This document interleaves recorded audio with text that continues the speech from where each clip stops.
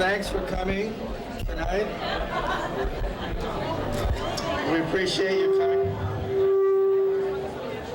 We appreciate you all coming out on a Sunday evening for this nice party. To tell you a little bit more about why we're here tonight, I'd like to introduce Brian Reuter, the Director of Marketing for Pepsicola USA.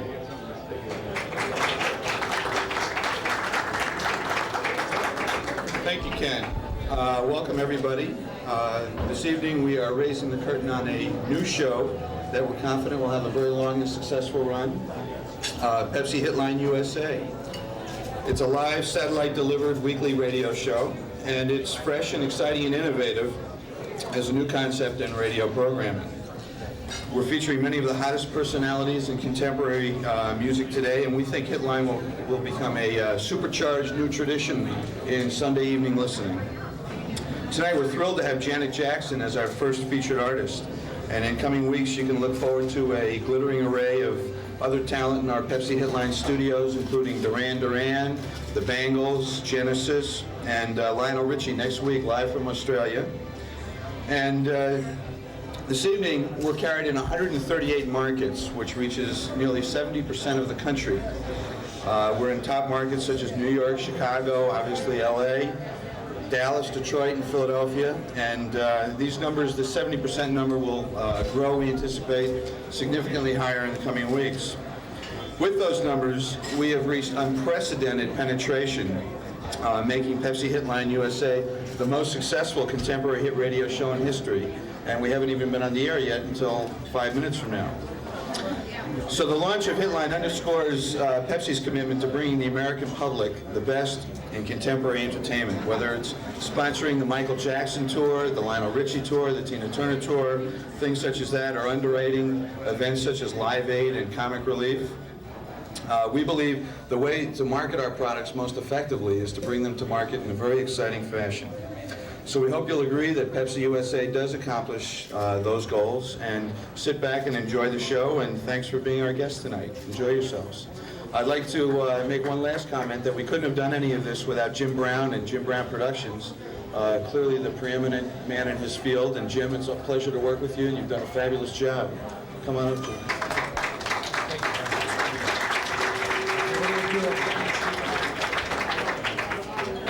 Stay with me.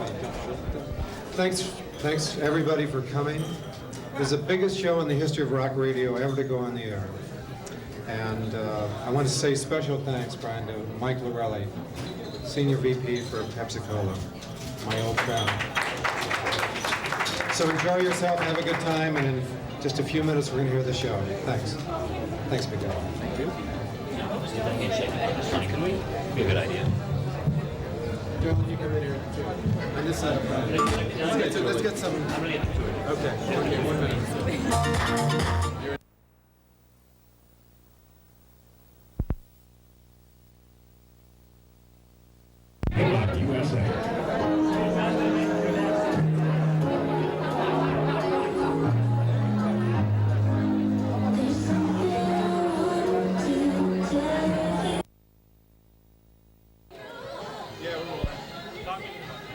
Okay, Brian, I would like to know about your new solo album. We're so excited that we can hardly move. I've gotten into I'd say about 6 good tracks out of maybe 10 or 12. And I halted production for a while because we wanted to do some writing songs. But we have rescheduled the album, or the recording of the album, and we figure we'll be working up until April, May of next year. And then maybe sometime in the late summer, we might get a release. But should I mention any title? This year, not next year. This year, April, May of this year, you know. This is only January, you know. I see it as a project that I see. I have been offered the ABC. What is it? Police Academy 4. Have you heard about Police Academy 4? On the soundtrack, they want my song, Let's Go to Heaven in My Car. It's a song I wrote, and they want that on Police Academy 4. So I'm hoping that we can get that on there. That sounds very, very good. Tell me about your special on ABC that's going to air your 25th anniversary on March the 6th. The special will be seen in March. We did it in early December of 1986. Now, Three Dog Night were also on the bill, and they were singing. They sang "Darlin'." I sang "Spirit of Rock and Roll," which is the song that's featured out of that whole special. That's the song that we're going to have out to the public, and that's the biggie. That's our big one, "Spirit of Rock and Roll." You know. From what I understand, you have not done a song for 25 years. Are you a little nervous about this? Haven't wrote a song for 25 years? No. You have not had a new song in 25 years. Oh no, we're going to soon. That's the point. Gene, Landy, and myself are. I forgot what it's. I don't really understand what I mean by that. It's just we have so much music happening in our production company that we really are having trouble trying to figure out which songs to go with. So we work through it. We're working slow at my pace. And it's mostly at my pace, you know what I mean? From what I understand, you were also at the Rock and Roll, what do they call that? The Rock and Roll Hall of Fame? Hall of Fame, right, Yeah. right. What were you doing there, Brian? I was inducting Lieber and Stoller into the Hall of Fame. Jerry Lieber and Mike Stoller. Okay, is there anything else that you want to talk about? Anything else that you would like to tell us? That I might be joining the Beach Boys for a few concert dates this year, but for the most part, it's solo directions. We're doing a solo thing in a solo direction. Okay, fine. Thank you very much.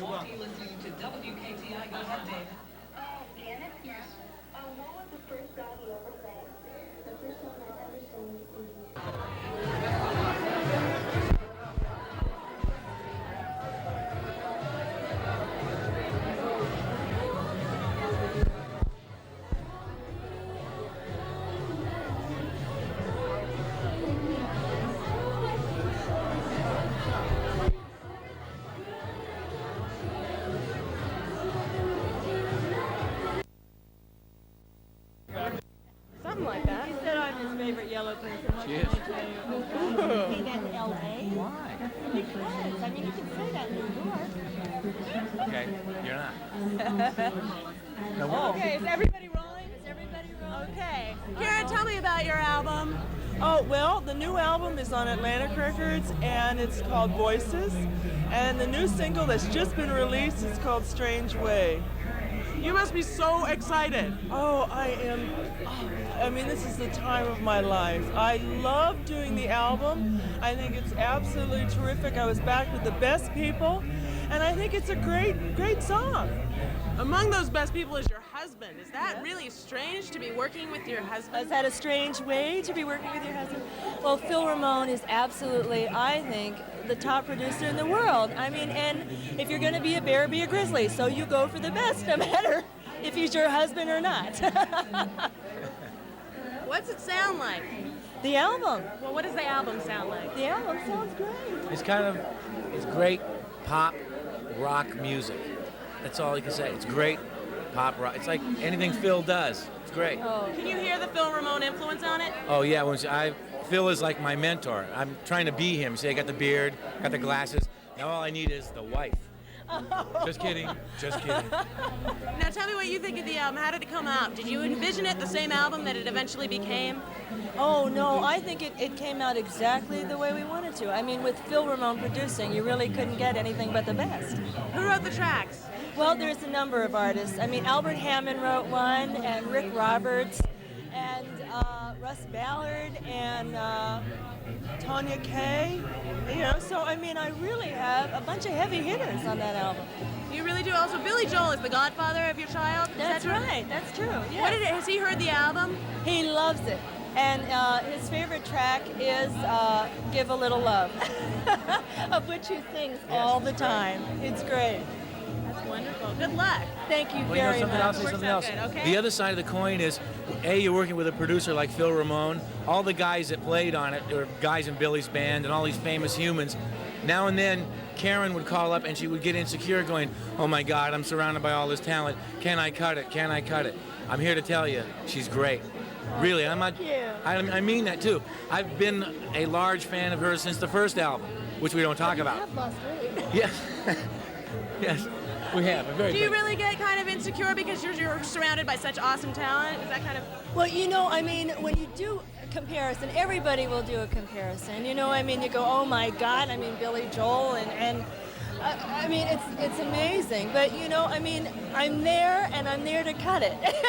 And everyone's been really supportive of that. They have, absolutely, everyone, and I'm very, very lucky. It's also not very often that you get a chance, like, you can say Quincy Jones, Phil Ramone, there's like top 5 guys in the industry. To work with Phil Ramone is pretty scary.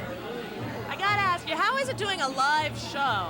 That's pretty scary too. Only because you have Saturday Night Live, and then you have the Joan Rivers Show. We're on 5 nights a week. I was reared in rock and roll, and my language sometimes can kind of cross that line. Joan might say to me, oh, Mark, that's real good rock and roll. And I might go, yeah, well, rock this. And I'm trying to get those words back in my mouth. I'm always afraid I might say just the thing that's gotten me arrested in the past. So what is Joan Rivers really like? Oh, yeah, grow up, pick a finger. Can we talk? She's great. She's like a cross between Nancy Reagan and Lenny Bruce. She has a great elegance to her, and then on the other side, she can really get down and be one of the guys and be a street guy. She's really, really cool. And people always think, it's like Don Rickles or those guys, like, oh, is she really that abrasive? Is it really? That's not really the case at all. I mean, she likes to have fun, and she is very blunt, but who isn't?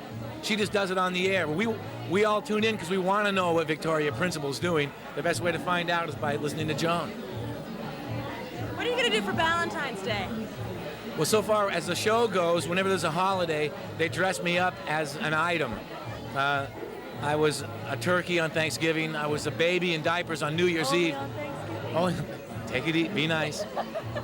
I'm not quite sure what Valentine's Day is going to be, but we pick a holiday and always try to abuse it a little bit. But that's where the humor comes out of it. You have to watch and see. What are you going to do on Valentine's Day? Work. She'll be with me. Just kidding. Hi, Phil. We'll be with. We'll all 3 be together, Phil. I'm being good now, No, sorry. so much.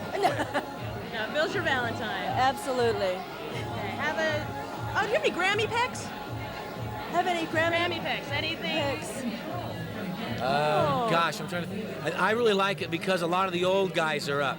There was a whole article saying about rock and roll, and all these guys are like losing their hair and getting crow's feet.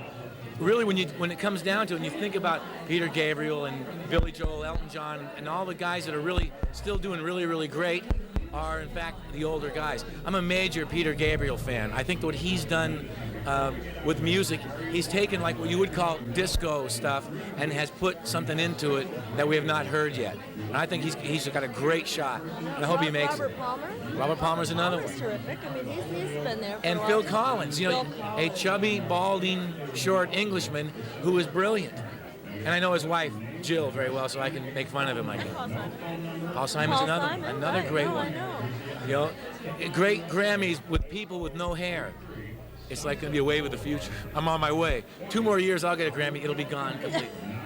Wait a minute. Wait, no, you're fine. You're fine. Got it? Thank you. Good luck. I'm looking forward to hearing your album. Thank you very much. Real good. Well, I'm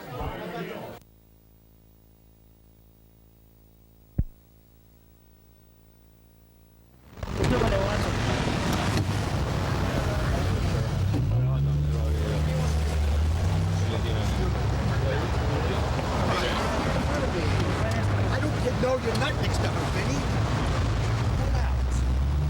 How are you tonight? Good. All right, let's give her a little room, guys.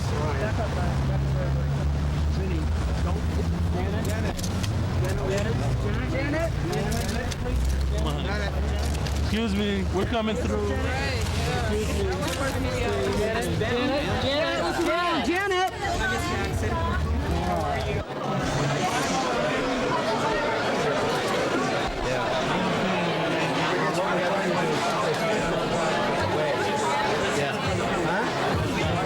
Can we turn this light?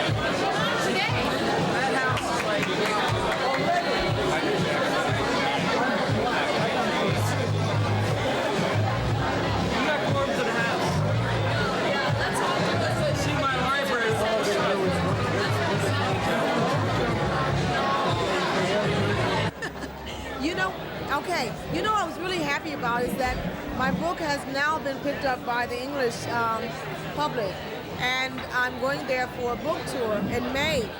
And it was really great because a lot of people have said they've already bought the book in England because friends here in America have actually sent it over to them, and I'm just so thrilled about that.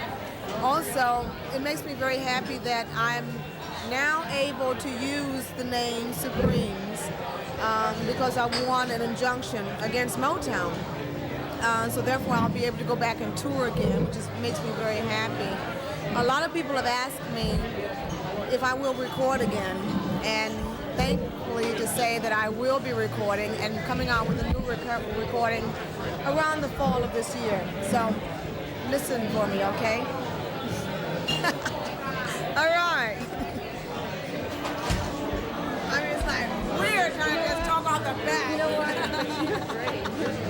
It's like, oh my God. Typical woman. Oh, right, typical woman. Just talk. I know. So, you ever need a guest host for one of the shows? Oh, wonderful. In fact, there were a bunch of auditions.